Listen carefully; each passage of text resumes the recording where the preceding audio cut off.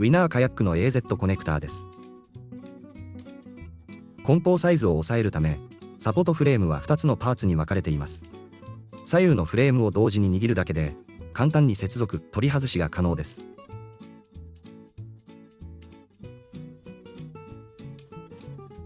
フレームのショートロッドを棒に固定すれば、いつでも2定のカヤックを連結することができます。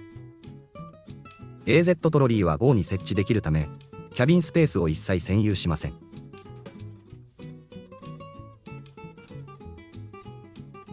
折り帯をクロスにかけて固定するだけで、非常にしっかりと安定します。フレームの上にボックスやクーラーなどのアイテムを載せることもできますが、その場合は棒の浮力を十分に確保するため、専用のアウトリガーを必ず取り付けてください。取り付け・取り外しは非常に簡単で、折りたたみ時のサイズもコンパクトです。完成組み立て後の2メートル級カヤックは、最大1メートルの波高にも十分対応できます。2定を連結した場合、